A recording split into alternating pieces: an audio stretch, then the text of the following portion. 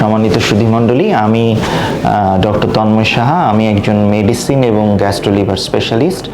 আমি নিয়মিত চেম্বার করছি গুলশান ক্লিনিক, শাহজাদপুর, বাড্ডাতে।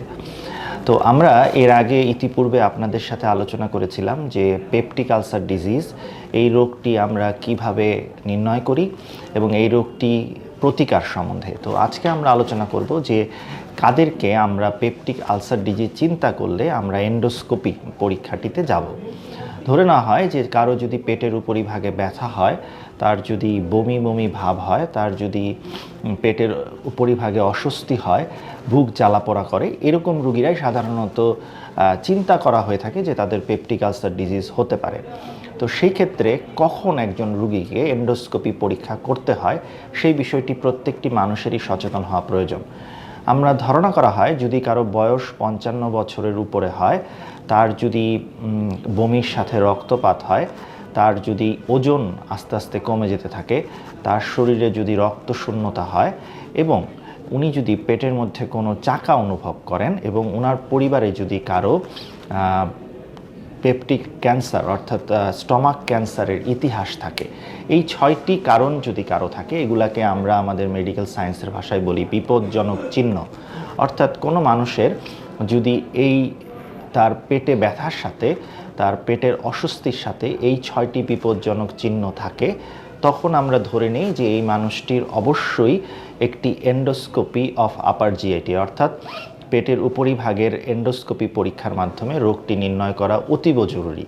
কারণ এই জিনিসগুলো থাকলে সাধারণ অর্থেই কোনো মানুষের এই রোগটি থাকে এবং সেই রোগটি বিশেষ পরীক্ষার মাধ্যমে নির্ণয় না করলে পরবর্তীতে এটা থেকে যে কমপ্লিকেশান অর্থাৎ পেপটিক আলসার থেকে তার পেটের ভেতরে রক্তক্ষরণ অথবা যদি তার এটি ক্যান্সারে রূপান্তরিত হওয়া বা সেখান থেকে তার পেটের মধ্যে ফুটা হয়ে যাওয়া বা সেখান থেকে রক্ত বমি হওয়া, যেটা আমাদের মেডিকেল সায়েন্সে আমরা হেমাটেমেসিস বলি, এই রোগগুলো হয়ে যাওয়ার সম্ভাবনা অনেক বেশি থাকবে। সেজন্য আপনাদেরকে আমরা বলবো যে যাদের এই ধরনের সমস্যার সাথে এই 6টি আমি বললাম, সেই 6টি বিপজ্জনক চিহ্ন থাকে, তাহলে অবশ্যই আপনারা একজন বিশেষজ্ঞ চিকিৎসকের শরণাপন্ন হবেন।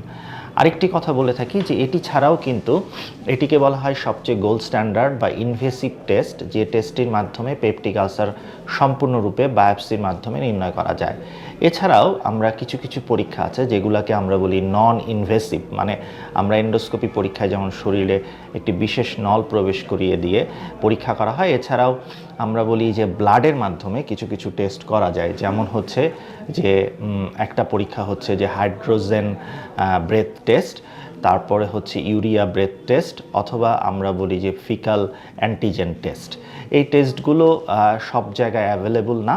সবচেয়ে যেটা available H pylori antibody test, যেটা ব্লাডের মাধ্যমে করা হয় এবং রুগীরা আমাদের কাছে অনেক সময় আসেন যে সম্মানিত রুগীরা আমাদেরকে বলেন যে স্যার আমি ব্লাডে একটি পরীক্ষা করেছি, এই পরীক্ষাটিতে আমার আলসার পজিটিভ হয়েছে।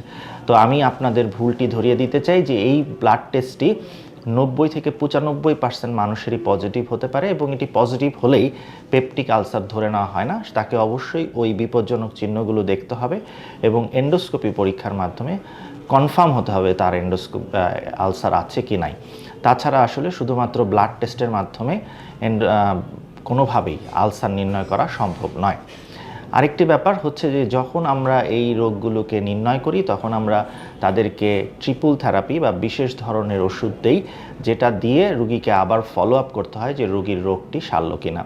তো আজকে আমরা এই পর্যন্ত আপনাদের সাথে শেয়ার করলাম। আপনারা শুধু যে জিনিসটি মনে রাখবার চেষ্টা করবেন যে কারো যদি পেটে ব্যথা, বমির সাথে এই বিপজ্জনক চিহ্নগুলো থাকে, তাহলে যেন আমরা অবহেলা না করে একজন নিকটস্থ বিশেষজ্ঞ চিকিৎসকের পরামর্শ নিই, যেটি তাকে একটি সুন্দর জীবনের দিকে ধাবিত করতে পারে। ধন্যবাদ সবাইকে। Thank you sir.